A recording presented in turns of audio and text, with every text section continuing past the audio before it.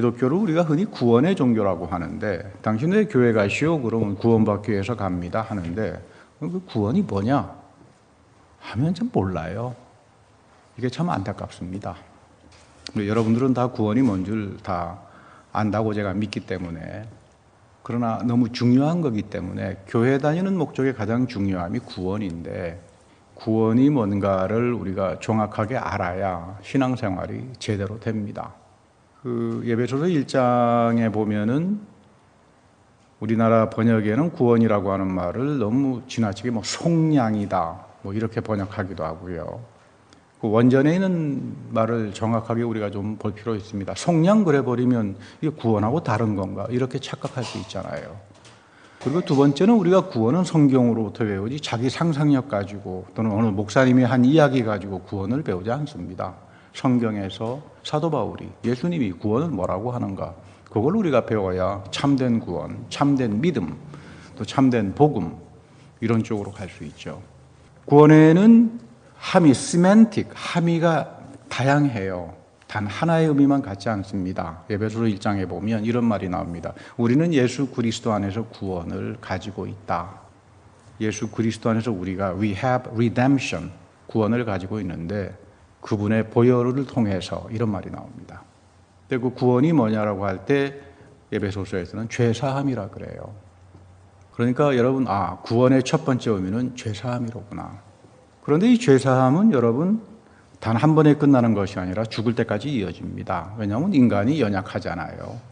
넘어지기도 하고 또는 하나님 말씀을 떠날 수도 있고 여러 가지 그런 상황들이 많이 있잖아요. 다윗의 삶에도 모세의 삶에도 위대한 사람들의 신앙의 선진의 삶 속에서 넘어지잖아요.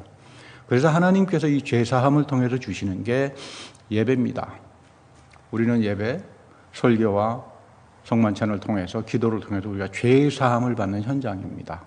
그래서 여러분 우리가 늘 예배 첫 시간에 기도하는 고백의 기도가 굉장히 중요합니다. 이 의미가 하나님과 내 사이에 역사가 안 되는 이유는 죄가 있기 때문에 역사가 되지 않는다 그래요. 근데 우리는 죄를 모르고 삽니다. 하나님이 죄라고 생각하는 것조차 우리는 죄라고 여기지 않고 살아갈 때가 많습니다. 이 죄사함이 첫 번째 구원이로구나. 그리고 이 죄사함은 세상 끝날 때까지 하나님께서 교회의 예배를 통해서 우리에게 주어주시는 거로구나. 그러니까 여러분 설교를 들을 때 여러분들은 설교를 듣는 태도가 굉장히 좋으신 분들입니다만 설교는 세상 이야기 하는 게 아닙니다.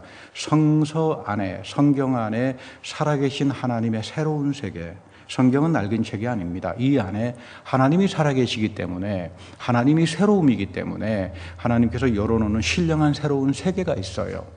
여기에 초대하고 안내하는 게 설교입니다. 설교는 그렇기 때문에 회중들의 생각이나 그 사람들의 비유를 맞추는 게 설교가 절대 아닙니다.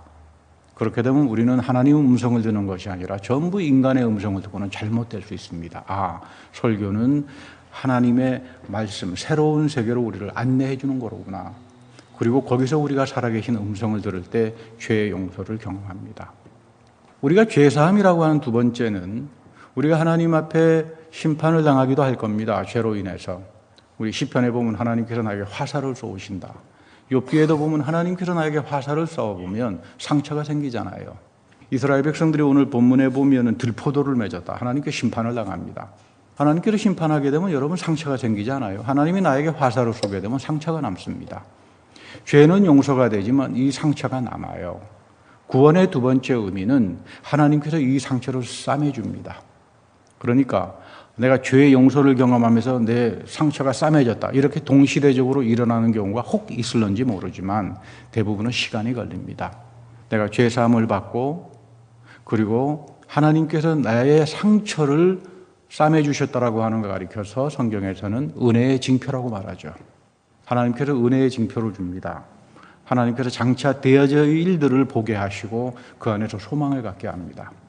여러분, 우리는 믿음을 가질 수 있습니다. 어려운 일 속에서도. 그러나 더 어려운 것은 소망을 갖기는 참 어렵습니다.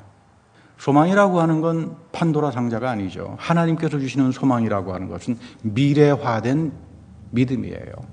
내가 지금은 어려운 삶을 살아가지만 장차 하나님께서 바라는 것들의 실상으로서 그 소망을 우리에게 주실 때 나타나는 게 은혜의 징표고 하늘에 만나고 내가 입었던 상처를 감싸주는 것. 이걸 가리켜서 우리는 구원의 두 번째 의미라고 말합니다.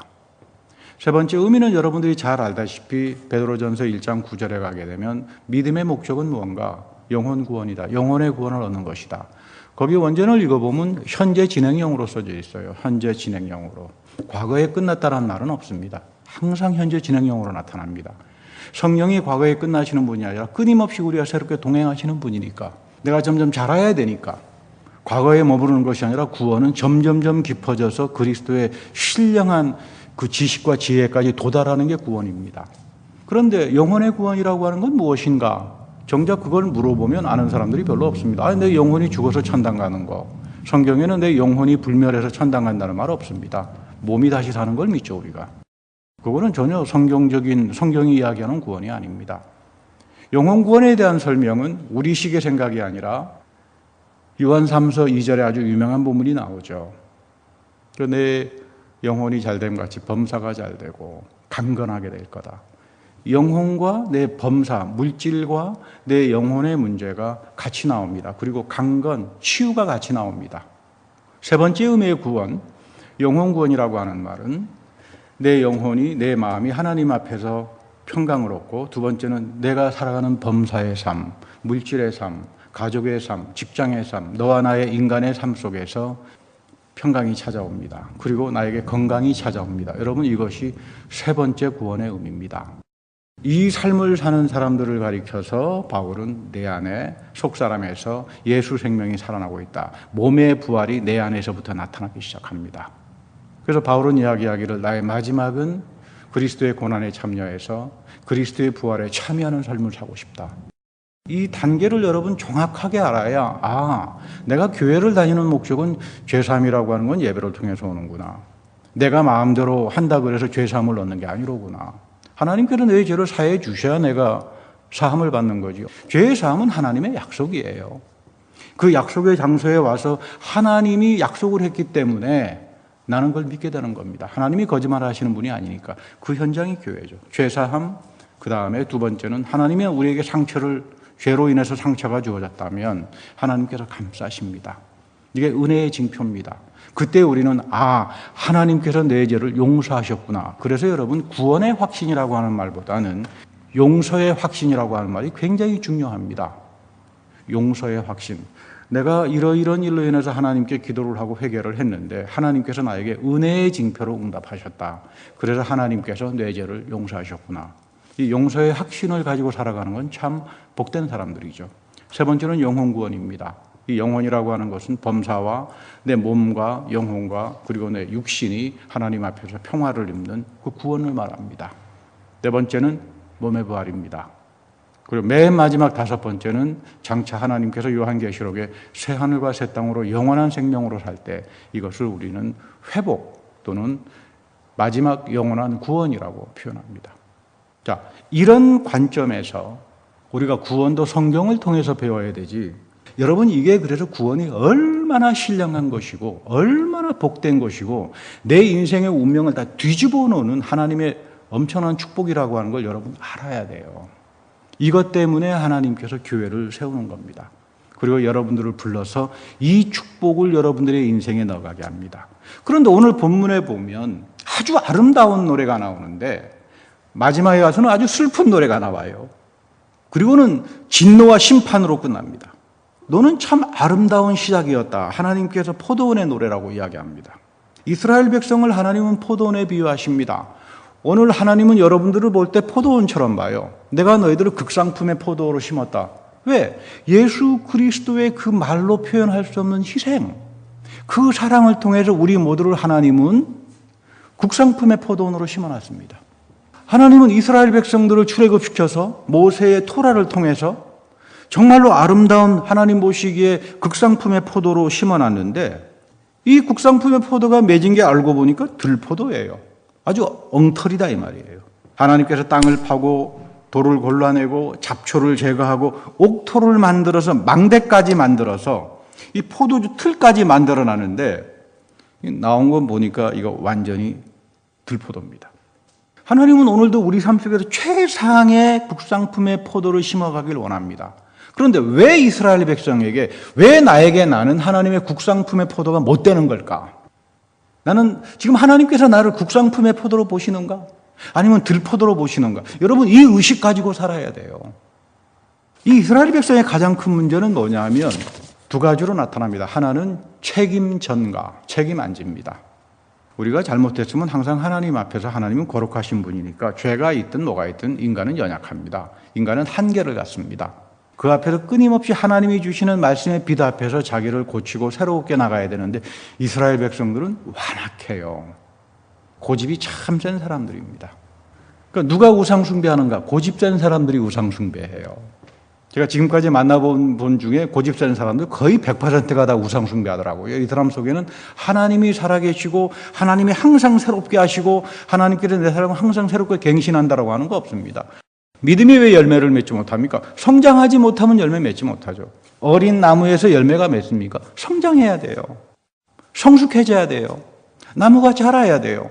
여러분들 속에, 내 삶 속에는 왜 열매가 없는가? 내 믿음이 나무처럼 자라지 못하면 절대로 열매를 맺지 못합니다. 하나님은 여러분들을 열매 맺기를 원하는데 이스라엘 백성들은 책임 회피입니다. 회개 안 합니다. 그리고 자기는 아무런 죄가 없다고 합니다. 그러면서 점점점 말씀으로부터 멀어지기 시작하고 급기야는 우상 숭배 길로 가버리고 맙니다. 자기 자신이 우상 숭배 속에 있는지, 자기 자신이 세속주의 속에 담겨져 있는지 깨닫지도 못하고 그렇게 미혹당하는 사람들입니다. 오늘 에베소서 2장 10절에 보면 바울 역시 아주 비슷하지만 중요한 말을 합니다. 하나님은 너희들을 불러서 의롭게 하고, 이 의롭게 한다는 말이 뭐냐면 죄를 용서하신다 그 말이에요. 하나님께서 나를 의롭게 한다라고 하는 말은 뭐냐면 하나님께서 여러분을 의롭게 보십니다라고 하는 말은 하나님이 나의 죄를 용서할 때 의롭게 봅니다. 지금 하나님께서 우리들의 죄의 고백의 기도를 들으시고 약속하셨으니까 지금 하나님이 여러분들을 의롭게 보세요. 이거 감사할 줄 알아야 돼요. 하나님, 이 예배 속에서 나는 세상에 나가서 살아가지만 여러 가지 실수도 하고 넘어지기도 하고 제한도 있고 한계도 있지만 하나님이 이 시간 나를 불러서 말씀으로 거룩하게 합니다. 기도로 거룩하게 합니다. 말씀과 기도로 여러분 거룩해지잖아요. 지금 이 시간만큼은 여러분, 하나님이 여러분을 의롭게 여겨주신다. 아, 믿는 자는 의롭게 산다. 그 말이 뭐겠어요? 용서함을 받는 사람들이다 그 말이에요. 하나님이 나를 용서하기 때문에 나는 의롭게 됩니다. 근데 여러분, 죄의 용서로 끝나지 않습니다. 두 번째는 너희들을 불러 의롭게 하고, 두 번째는 거룩하게 해서.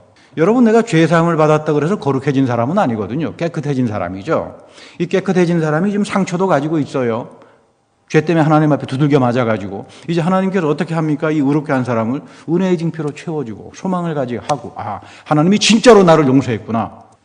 문제 해결이 되기 시작하거든요. 그러면서 이거 내가 앞으로는 내가 잘나서 살아가는 것이 아니라 하나님 앞에 거룩하게 살아야 되겠다. 거룩하게 살자 그래서 거룩하게 사는 게 절대 아닙니다. 하나님이 내 삶을 인도하시고 새롭게 하는 것을 경험하면서 아, 이제 나는 이제 앞으로 내 고집 부리고 함부로 하지 말아야 되겠다. 여기서부터 거룩의 시작이 되는 거죠. 의롭게 하시고 죄의 용서를 통해서 거룩하게 합니다. 뭘 통해서? 은혜의 징표들을 통해서. 구원이죠. 구원의 1단계, 구원의 2단계, 구원의 3단계. 성경은 구원의 의미가 그 임플리케이션이 굉장히 깊어요. 아, 하나님의 나라의 죄 용서하는 게 구원의 1단계다. 시작이죠. 이걸로 끝나는 것이 아니라 나를 거룩하게 한다. 무엇을 통해서? 하나님께서 은혜의 징표를 통해서, 만나를 통해서, 하나님께서 내가 생각하지 못하는 것들을 통해서 아, 내가 결국 범사에 하나님의 선하심을 인정하게 살아가는 것, 이런 사람을 가리켜서 우리는 성화된 사람이라고 해요. 거룩이 뭐라고요? 여러분, 거룩이라고 하는 말은 범사에 하나님의 선하심을 인정하고 살아가는 사람들을 하나님은 뭐라고 이야기합니까? 거룩한 사람이다. 여러분 모두가 다 범사에 하나님의 선하심을 인정하고 살 줄 알잖아요. 범사에 하나님의 선하심을 가지고 불평하는 사람이 아니라 하나님이 우리를 그렇게 만들어가요. becoming, 만들어갑니다. 변화하게 한다 이 말이에요. 이게 여러분 성화예요. 그리고 하나님의 영광에 다다르기를 원한다. 이 하나님의 영광에 다다른다. 하나님의 복이죠. 하나님의, 다시 말하면 보물과 같은 백성으로 하나님의 영광을 나누며 살게 한다. 놀라운 이야기입니다. 구약에 가면요, 이사야만 하더라도 하나님은 절대로 사람들하고 영광을 나누지 않아요. 그런데 지금 바울은 예수 그리스도 안에서 하나님이 영광을 누구랑 나눈다고요? 우리하고 나눕니다. 언제? 죄 용서를 통해서 의롭게 되고 거룩한 자가 되어서 마지막 하나님의 마스터피스, 하나님의 걸작품으로 살아갈 때, 이거 포이에마라고 이야기하죠. 히브리 말로는 그때 너희들은 하나님의 영광을 나누는 자가 될 것이다. 그래서 이 하나님의 걸작품 포이에마로 살아가는 게 우리 신앙의 목표입니다. 이 살아가는 과정 속에 하나님이 베풀어 주시는 구원의 다양한 의미가 담겨져 있어요. 이걸 여러분 사모할 줄 알아야 됩니다. 그래서 에베소서 2장 5절에 보면 구원과 축복에 대해서 매우 중요한 말씀을 담고 있어요. 우리는 은혜로 구원을 얻는다. 이거 굉장한 말이죠. 지금까지 나는 믿음으로 구원을 얻는다라고 생각했는데 바울은 전혀 다르게 말합니다. 뭘로 구원을 얻는다고요? 은혜로. 믿음에 앞서 뭐가 있다고요? 은혜가 있어요. 이 은혜는 예수님의 십자가 부활 속에서 그리고 성령의 다시 오심에서 나타난 겁니다. 이거는 객관적 은혜라고 그러죠. 내가 어떻게 해볼 수 있는 은혜가 아닙니다. 하나님은 예수 그리스도의 십자가, 죄의 용서와 부활, 거룩함과 성령의 다시 오심을 통해서 우리를 하나님의 걸작품으로 만들어갑니다. 이 하나님의 은혜로 인해서 우리가 구원을 얻는다. 이거 여러분, 나의 믿음이 앞서서 뭐가 있다고요? 하나님이 먼저 사랑했다는 은혜가 있다. 이거 붙들고 가는 거예요. 그래서 8절에 가게 되면 여러분은 믿음을 통하여 은혜로 구원을 얻었다. 이렇게 나오는 겁니다. 여러분은 믿음을 통하여 은혜로 구원을 얻었다. 그러니까 나의 믿음은 뭡니까? 하나님이 예수의 십자가 부활과 성령의 부어주심과 다시 오심 속에서 나를 하나님의 구원의 백성으로 삼아주셨구나. 죄의 용서와 거룩함과 포이에마로 살아가는 이 상상하지 못하는 삶의 형통함 속에 하나님이 나를 불러주셨구나. 이거 예스 하는 게 여러분 믿음이에요. 이 하나님 은혜에 대해서 내가 믿습니다라고 하는 게 여러분 이 믿음이 우리를 구원으로 인도한다라고 하는 말입니다. 나의 믿음은 뭐하고 짝을 이룹니까? 항상 하나님의 은혜하고 짝을 이룹니다. 저는 절대 저의 믿음을 믿지 않습니다. 살아봐야 그 믿음 별 볼 일 없거든요. 저도 아무리 목회자라고 그러지만 조금 어려운 일이 생기게 되면 아이고 주여 이게 나오는 게 인간의 이야기 아닙니까? 저의 연약한 믿음을 끝까지 붙들어두는 것은 하나님의 은혜예요. 하나님이 예수 안에서 내 죄를 용서했는데 하나님께서 지금 부활을 통해서 나를 거룩하게 만들어 가는데 하나님께서 지금 성령의 부어주심을 통해서 나를 하나님의 걸작품으로 만들어가는 이 하나님의 경륜 속에 내가 있는데 이런 어려운 일 경험한다고 해서 내가 눈 하나 깜빡해가지고 참 부끄럽다 하나님 앞에서 이런 것들을 생각하면서 하나님이 성령을 통해서 내 믿음을 강건하게 만들어 가는 겁니다. 누가 하나님의 극상품, 하나님의 걸작품으로 살아갈 수 있는가? 우리 모두가 다 하나님의 극상품, 하나님의 걸작품으로 살기를 원합니다. 그러려면 하나님의 구원의 원리를 가지고 살았던 사도 바울의 삶을 봐야 돼요. 사도 바울은 하나님의 국상품, 하나님의 걸작품으로 산 사람들입니다. 그렇지 않습니까? 그러면 도대체 사도 바울은 어떻게 살았길래 하나님의 국상품, 하나님의 걸작품처럼 살 수 있었을까? 우리를 하나님께서 포이에마로 만드신다라고 이야기한다면 바울은 본인이 포이에마로 살았으니까 지금 이 이야기를 하는 거지 자기는 살지도 않았으면서 이렇게 말할 수 없는 거 아니에요. 그러니까 우리가 바울의 삶을 봐야 돼요. 도대체 뭐가 작동했길래 저렇게 바울은 축복 가운데 살았나? 바울이 어떻게 살았나를 보아라. 그래서 이번 주는 제가 열심히 바울이 어떻게 살았나를 기도하면서 봤더니 부끄럽더라고요. 바울에게는 세 가지 원리가 있구나. 조금 이따가 제가 말씀드리겠습니다. 오늘 요한복음 15장 5절에서도 예수님께서 비슷한 말씀하시죠. 나는 포도나무고 너희는 가지니까 나를 떠나면 너희들 아무것도 할 수 없어. 나 예수님 없이도 그냥 나가서 열심히 봉사하고 일하고 전도하면 다 할 수 있습니다. 근데 예수님께서는 No! 그거 해봐야 다 소용없어. 너희는 내 안에 머물러 있어야 돼. 너희들이 내 안에 머물러 있을 때 영적으로 육신적으로 열매를 맺어. 예수 없이는 우리는 아무것도 하지 못합니다. 그러니까 우리들의 믿음의 원천인 그리스도 안에 내가 머물러 있어야 돼요. 나의 믿음의 원천인 예수 그리스도 안에 머물러 있다고 하는 증거가 뭔가? 바로 여러분들이에요. 피곤하지만 주일날 예배를 그리워하는 사람들, 그리스도 안에 머물러 있는 분들이죠.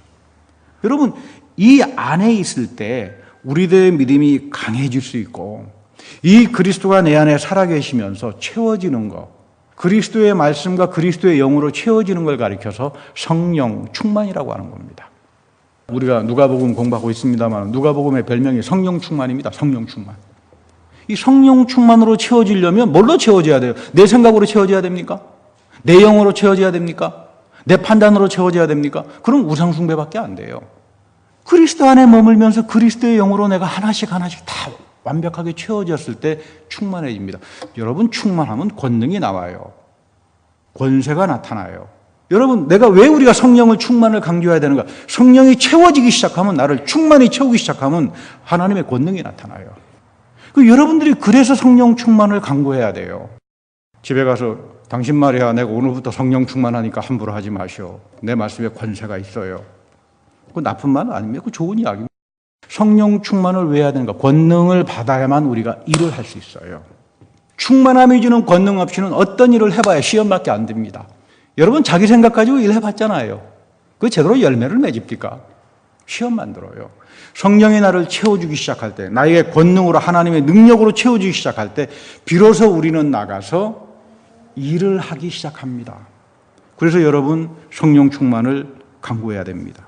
오늘 예수님께서도 7절에 보면 놀라운 말씀하시죠. 너희가 내 안에 머물러 있고 내 말이 너희 안에 머물러 있으면, 너가 성령 충만해지면 너희가 무엇이든지 다 구해라. 다 이루어질 거다.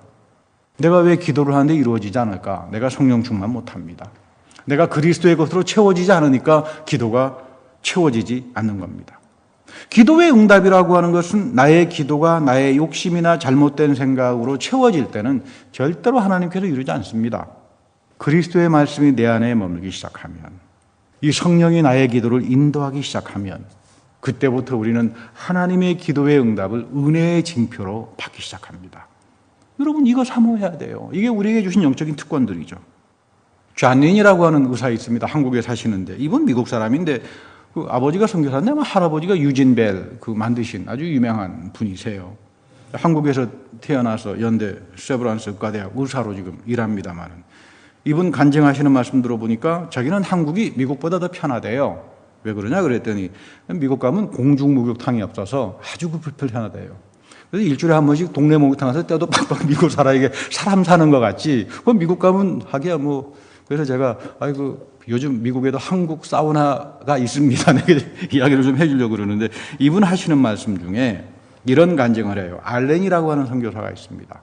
우리 대한민국은 그래도 양심적이고 좋은 선교사들이 많았어요. 아프리카나 다른 중국에 비해서는. 그런 면에서 우리가 영적으로 복받은 사람들이죠. 이 알렌이라고 하는 사람은 미국하고 일본이 수교해가지고 한일 합방하려고 그러니까 이 선교사가 찾아가서 미국 대통령 앞에 절대로 이거 해서는 안 된다.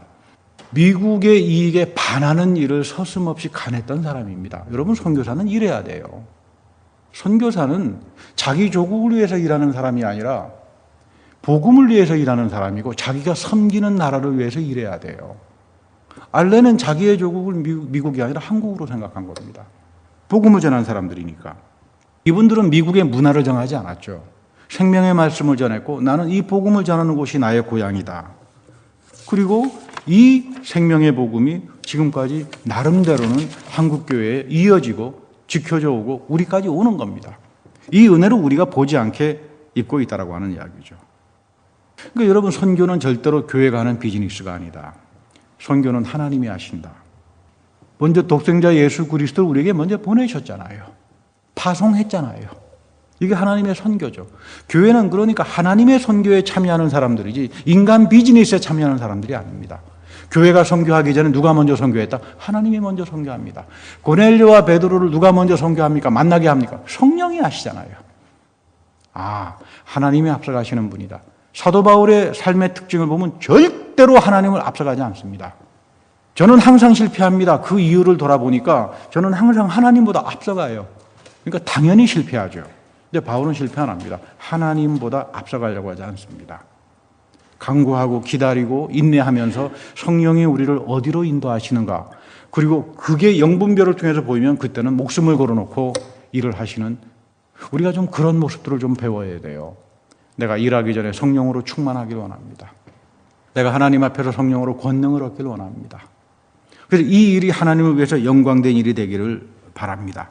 하나님의 걸작품으로 살아가려면, 그래서 바울은 쉬지 말고 항상 성령을 간구하는 기도를 하라. 항상 기도해라. 성령께서 너 안에 있지만 끊임없이 하나님은 성령을 부어주시길 원한다. 말씀을 붙들고 기도할 수 있어야 되고, 복음을 전하는 도구로 쓰임받으시도록 간구해야 합니다. 성령이 나를 충만하게 하고 나의 믿음을 복되게 하고, 그래서 나를 하나님 앞에서 의로운 존재로 만들어가는 거지, 내가 하나님 앞에서 선한 일을 했다 그래서 하나님이 나를 의롭게 보지 않는다는 이야기입니다. 오늘 우리 바울의 삶을 보면 세 가지 원리가 나타나는데 첫 번째 원리가 뭐냐 하면 오호라 나는 공고한 자다. 이거 기가 막히죠. 아니 하나님의 걸작품으로 사셨던 분이 삼층전까지 보고 오셨던 분이 지금 고백이 뭐라고요? 오호라 나는 공고한 자다. 다른 말로 말하면 뭡니까? 나 진짜 별 볼 일 없다 이런 말이에요. 그럼 괜히 가식적으로 말했나? 겸손하니까 너무 지나친 가식 아닌가? 그렇지 않습니다. 바울은 끊임없이 자기의 약점을 한 사람입니다. 자기의 부족함을 한 사람이에요. 여러분 율법이라고 하는 거는요. 다 지켜본 사람들은요. 한 가지 아는 게 있습니다. 아 율법 다 지켜봤더니 나는 이 율법 앞에서 죄인밖에 안 되는구나. 바울은 율법을 다 지키고 살았던 사람이에요. 근데 율법을 지키고 보니까 내 인간의 연약함이라고 하는 게 인간의 죄성이라고 하는 게 나의 의지와 나의 노력으로 해결되는 게 아니로구나. 좀 모자란 사람들이 그렇죠. 우리 누가복음에 보면은 뭐 성전에 들어가서 바리새파가 기도하면서 나는 뭐 11조를 잘 드리고 봉사를 하고 금식을 하고 여러분 이 사람은 기도가 아니라 하나님 앞에서 자기 자랑하기 바쁜 그래서 하나님은 그런 기도 안 듣습니다. 근데 오히려 하나님께서 들으신 기도는 세리의 기도입니다. 오늘 마찬가지예요. 오늘도 하나님은 똑같이 우리에게 역사합니다. 아 나는 공고한 자입니다. 세리의 기도가 지금 사도 바울의 입에서 나오는 겁니다. 우리가 고백의 기도를 드릴 때 하나님 나는 공고한 자입니다. 내가 연약합니다. 일주일 내가 살았던 삶, 가정 속에서의 자녀들과의 남편과의 삶 속에서 보니까 나는 연약합니다. 바울은 놀라운 업적을 남기고 자신의 몸에 그리스도의 고난을 지고 살았다고 하면서도 나는 공고한 사람입니다. 선하신 하나님의 사랑 앞에 설 때마다 나는 부족하고 연약하고 넘어질 수밖에 없습니다. 그래서 두 번째 원리가 뭐냐 하면 나는 날마다 죽습니다. 그래서 나는 내 연약한 심정에서부터 날마다 죽습니다. 나는 말씀과 성령 안에서 쉬지 않고 기도하면서 나의 구습과 편견과 잘못된 생각에서부터 끊임없이 나는 죽습니다. 그리스도와 더불어. 이것이 십자가를 지고 나를 따르라라고 하는 의미입니다. 예수님께서 우리에게 십자가를 지고 나를 따르라 그러잖아요. 자기 부인을 하면서 나를 따르라. 지금 사도 바울의 삶 속에 그대로 예수 그리스도의 가르침이 자기 삶 속에서 적용이 되고 재해석되면서 나옵니다. 나는 나의 잘못된 생각에서 교만함에서부터 고집에서부터 날마다 죽길 원합니다. 두려움과 떨림을 가지고 나는 구원의 삶을 이루어갑니다. 하나님이 주신 구원이라고 하는 게 너무나 엄청나고 깊고 단계가 믿음의 단계도 다르기 때문에 나는 하나님께 쉬지 않고 기도한다. 왜 쉬지 않고 기도해야 하는가? 기도라고 하는 건 여러분 하나님과 내 사이의 대화를 넘어가는 겁니다. 기도의 신비와 정수를 아는 사람들은 기도는 하나님과 대화가 아니로구나. 그 넘어가는 단계를 보기 시작합니다. 하나님은 기도를 통해 가지고 있죠. 나에게 왕으로 역사합니다. 나의 욕심, 잘못된 동기 다 고쳐갑니다. 기도를 하면서 하나님은 내 삶을 바꾸어 갑니다. 고치길 원해요. 나의 기도가 하나님의 말씀을 떠나버릴 때 하나님은 오히려 성령이 내 안에서 기도하게 하면서 내 기도의 제목을 바꾸게 합니다. 기도는 대화를 넘어서서 내 삶을 변화시킵니다. 그렇기 때문에 너는 끊임없이 쉬지 않고 성령을 간구하면서 기도하라. 나는 공고한 자입니다. 나는 하나님 앞에서 기도를 통해서 날마다 죽습니다. 내가 죽으면 뭐합니까? 하나님께서 나를 죽게 해주셔야 되죠. 하나님 마음에 합한 자로 나를 죽게 해서 나를 새롭게 만들어 주셔야 되죠. 성령을 통해서 나의 잘못된 기도를 고치길 원합니다. 그래서 하나님의 마음에 합한 자로서의 기도로 만드시고 넘치도록 하나님은 바울의 기도를 채워주십니다. 이것이 우리가 예수 그리스도가 말씀하시는 너가 내 안에 내가 너 안에 머물 때 무엇인지 간구하라. 우리 사도 바울도 보면은 여러분 기도에서 실패할 때가 종종 있잖아요. 그렇습니다. 어떤 분은 보면은 조지 물러가 5만 불 기도를 해가지고 뭐 엄청 축복을 받았대. 여러분 하나님은 조지 뮬러만 특별히 사랑하는 것이 아니라 우리 모두를 다 사랑하세요. 조지 뮬러 이상으로 5만 병 이상으로 하나님은 우리의 역사하기를 원하는데 어떻게 해야? 나는 공고한 자다 하나님 앞에서. 나는 쉬지 않고 기도를 통해서 성령 안에서 나는 날마다 죽는다. 이 자세를 가지고 있는 사람들에게 그리스도는 우리를 채워주시고 항상 새롭게 하나님의 뜻에 맞게 우리들의 간구를 이루어가게 하는 겁니다. 이 원리를 알아야 돼요. 다시 말합니다. 바울의 영적 자세는 세 가지로 요약됩니다. 나는 하나님 앞에서 겸손하게 설 수밖에 없다. 나는 내 힘 가지고는 하나님 앞에서. 그래서 바울은 마지막 결론이 내가 나 된 것은 하나님의 은혜 때문이다. 은혜가 우리를 강하게 만들어 갑니다. 나는 주님 앞에서 말씀과 성령 안에서 예배 속에서 날마다 죽어간다. 그래서 이제는 내가 사는 것이 아니라 그리스도가 산다. 내가 사는 것이 아니라 그리스도가 산다. 이게 성령 충만이죠. 성령 충만이라고 하는 말은 다른 말이 아니면 나는 없어요. 성령이 충만하게 되면 그리스도가 삽니다. 나는 없어요. 그래서 하나님의 국상품으로, 하나님의 걸작품으로 살아가는 겁니다. 은혜로 믿음을 통해 구원을 얻는다는 사람은 이 세 가지 영적 원리를 지키면서 살 줄 알아야 합니다. 믿음으로 구원을 얻는다. 그 말씀도 좋지만 믿음으로 구원을 얻는다는 의미의 가장 중요한 것은 은혜로, 내 믿음에 앞서 은혜가 있고 그리스도의 은혜를 통해서 우리는 믿음으로 구원을 얻는다. 이것이 여러분 사도 바울이 이야기하는 구원론이고, 그리고 개신교가 이야기하는 믿음으로 구원을 얻는다는 그 말이에요. 이 구원을 가지고 사는 사람은 반드시 세 가지 영적 원리를 지키고 살아갑니다. 나는 하나님 앞에서 아무것도 할 수 없다. 그리고 나는 항상 쉬지 않고 기도하고 말씀을 붙들면서 나는 날마다 죽는다. 그리고 나를, 두려움과 떨림을 가지고 살아가는 나에게 사는 것이 내가 아니라 그리스도가 내 안에 살기 시작할 때 성령이 충만해집니다. 이 원리를 가지고 살아갈 때 우리는 하나님의 국상품으로, 하나님의 걸작과 같은 그런 존재로 살 수 있는 겁니다.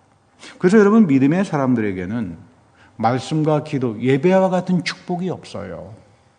이 예배 속에, 기도 속에, 찬양 속에, 말씀 속에 우리가 상상하지 못하는 하나님의 신령한 복이 담겨져 있구나. 여러분, 이것을 보고 살 수 있어야 됩니다. 이게 보여야 우리가 간구할 수 있는 거죠. 그리고 내가 사는 것이 아니라 내가 그리스도 안에 머물면서 그리스도가 내 안에 살기 시작하면서 우리 주님이 나를 하나님의 마음에 합한 자로 만들어갈 때에 이런 사람들이 30배, 60배, 100배와 같은 놀라운 열매들이 맺혀지는 겁니다. 나는 여러분들이 이런 열매를 맺고 살아가기를 축복합니다. 그리고 우리 생명말씀 교회가 이 바울의 세 가지 영적 원리에 충실한 그런 교회가 되기를 축복합니다. 다 같이 기도하겠습니다. 하나님, 우리가 때로는 어리석어서 하나님이 우리에게 베풀어 주신 구원의 은혜가 얼마나 소중하고 얼마나 깊고 하나님의 넘치는 사랑이 있음을 모르고 살아갈 때가 많습니다. 내가 은혜를 통하여 믿음으로 구원을 얻는다라고 하는 것이, 그 말씀을 가지고 사도 바울처럼 나는 하나님 앞에서 공고한 자이고, 그래서 나는 기도와 말씀을 붙들고 예배 속에서 날마다 죽는 것을 경험하고, 이제 내가 사는 것이 아니라 그리스도가 내 안에 살아 내가 성령의 충만함을 입을 때 하나님께서 내 삶에 30배, 60배, 100배와 같은 놀라운 사건으로 열매를 맺게 하시고 복되게 하신다는 걸 압니다. 이 생명말씀 교회가 이 말씀의 진리 앞에 바로 서게 하시고, 또 이곳으로 불러주시는 주의 백성들의 삶이 이런 하나님의 구원의 축복을 통하여 모두가 다 주의 아름다운 백성으로 살아가는 귀한 하나님의 국상품들이 다 될 수 있도록 복을 허락하여 주옵소서. 우리 구주 예수 그리스도의 이름으로 감사하며 기도드립니다. 아멘.